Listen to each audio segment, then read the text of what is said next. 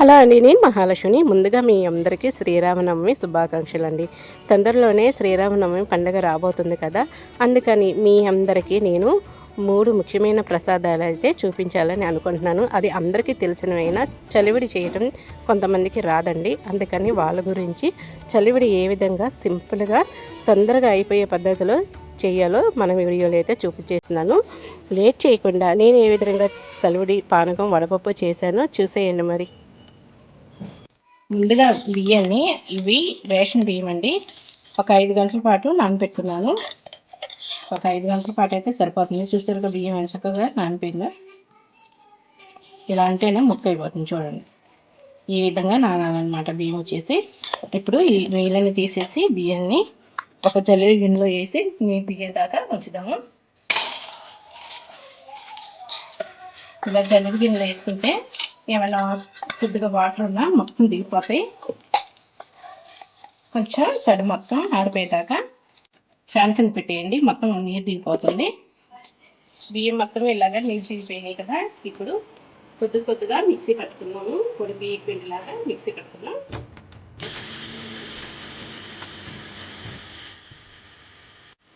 ఈ విధంగా మెత్తగా అయితే జల్లెడ పట్టుకున్నామండి. మనకి కొంచెం పిండే కాబట్టి నేను మిక్సీలో వేస్తున్నాను. నేను ఒక గ్లాస్ బియ్యమే తీసుకున్నానండి, అందుకని మిక్సీలో ఆడిస్తున్నాను. మీరు కనుక ఎక్కువగా సరివిడి కావాలి అనుకుంటే, ఎక్కువ బియ్యం కావాలి అనుకుంటే మీరు అసలు ఇటు మనం పిండి మరలా ఆడిస్తాం కదా, అలా ఆడించి పిండిని తీసుకోండి. అప్పుడైతే మనకి పిండి చక్కగా మెత్తగా వస్తుంది. చూసారుగా ఏ విధంగా ఉంటే సరిపోతుంది.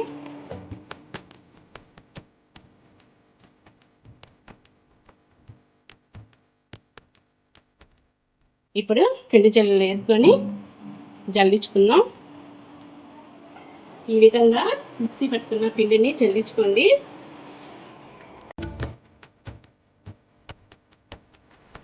పిండి అంతా మిక్సీ పట్టేసుకున్నాం కదా, పిండి అంతా జల్లించేసుకున్నాంగా. ఇలాగా కుట్టేసుకొని గాలిపోకుండా మూత పెట్టేసేయండి. మూత పెట్టేసి పక్కన పెట్టేసేయండి. చలివిడి ఎలా చేయాలో చూపించేస్తాను రండి. ముందుగా ఎండు కొబ్బరి ముక్కల్ని సన్నగా కట్ చేసి పెట్టుకోండి. ఎండు కొబ్బరి ముక్కలు నేను ఎండు కొబ్బరి వేస్తానండి, ఇంకా జీడిపప్పు కానీ ఎండు ద్రాక్ష కానీ వేయను. ఓన్లీ ఎండు కొబ్బరి ముక్కలు వేస్తాను. చక్కగా సన్నగా కట్ చేసి పెట్టుకోండి. ఒక మందపాటి గిన్నె పెట్టుకోండి. 1 స్పూన్ నెయ్యి వేసుకుంటున్నాను. ఎండు కొబ్బరి ముక్కలు వేయించడానికి 1 స్పూన్ నెయ్యి వేసుకొని కట్ చేసి పెట్టుకున్న ఎండు కొబ్బరి ముక్కలు నేతిలో వేయించుకోవాలి.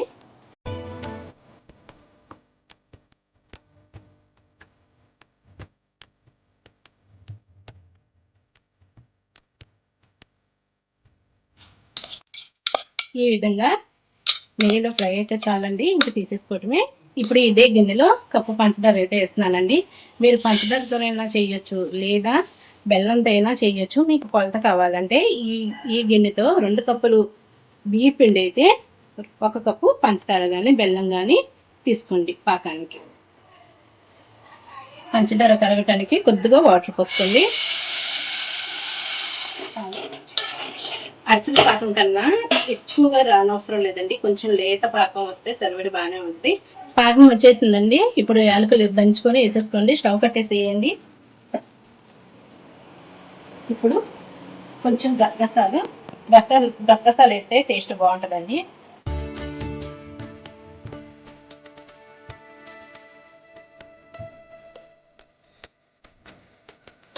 ఇప్పుడు కొద్దిగా పిండి వేసుకుంటూ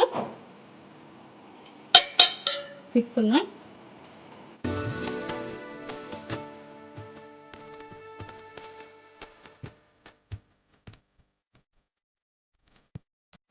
ఒకేసారి కాకుండా కొద్దిగా వేసుకోండి పిండి.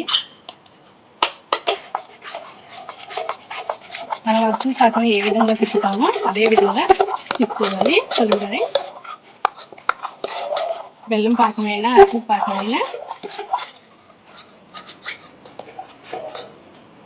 కొద్దిగా పిండి వేసుకోవాలండి.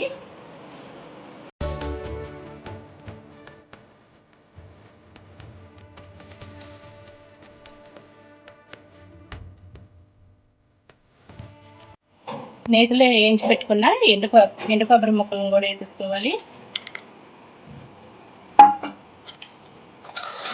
మరి బాగా తిప్పుకోండి.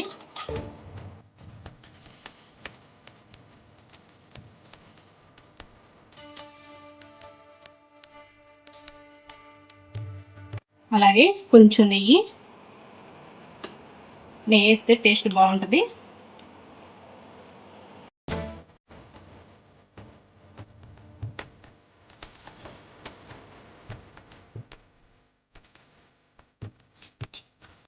మనకి అరటి పాకం కంటే ముదురు పాకం రాని అవసరం లేదండి, సెలవుడే కదా. కొద్దిగా కొంచెం లేత పాకం వచ్చినా సరిపోతుంది, ఇది పంచదార పాకం కాబట్టి. అదే మీరు బెల్లం వేసి చేసుకుంటే ఇంకొంచెం ముదురుగా తీసుకోండి. ఇలా చేసుకుంటే సెలవుడి కమ్మగా ఉంటుంది. చక్కగా నేతిలో వేయించిన ఎండు కొబ్బరి ముక్కలు, యాలకుల పొడి, అదేవిధంగా చక్కగా టేస్ట్ కోసం గసగసాలు కూడా వేసాను. తింటూ ఉంటే మధ్య మధ్యలో గసగసాలు అన్నది తగులుతూ ఉంటుంది, చాలా బాగుంటుంది.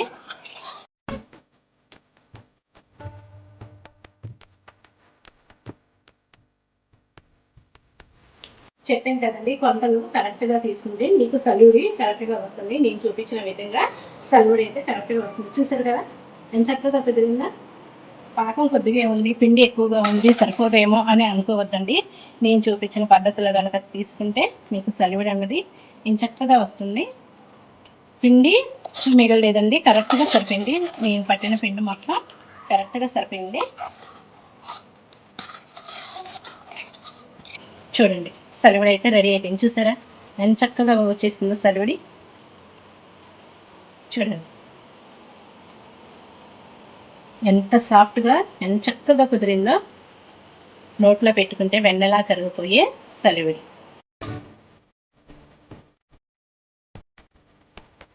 ఇంక ఇలాగా చిన్న చిన్న ఉండలుగా చేసుకోవచ్చు. ఇంకొక ప్రసాదం వడపప్పు. పెసరపప్పు కొద్దిగా తీసుకొని కొద్దిగా వాటర్ పోసి నాననివ్వండి. మనం ముందుగా పెసరపప్పు నానబెట్టుకున్నామండి. కొద్దిగా వాటర్ పోసుకొని ఆ వాటర్ అంతా తీసేసి మళ్ళీ శుభ్రంగా కడుక్కొని పెసరపప్పుని ఇలా పెట్టేసి దీంట్లో కొద్దిగా దంచి పెట్టుకున్న బెల్లాన్ని వేయండి.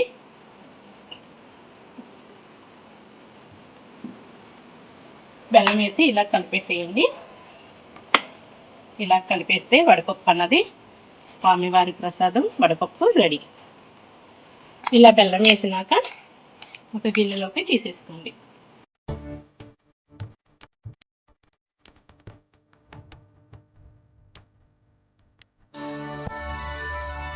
స్వామివారి ప్రసాదం వడపప్పు అయితే రెడీ అయిపోయిందండి. చాలా సింపుల్గా చేసేసుకోవచ్చు. అసలేది శ్రీరామనవమి స్పెషల్ పానకం అయితే రెడీ చేసేస్తున్నా. మీకు కరెక్ట్గా చూపిస్తున్నాను. 2 కప్పులు వాటర్ అయితే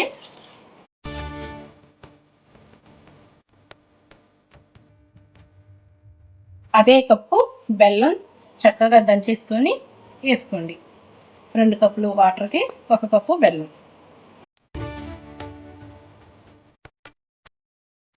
బెల్లం వేసేస్తున్నాం కదా, ఇప్పుడు మిరియాలు దంచుకొని పొడి చేసుకొని ఆ పొడిని వేసుకోండి.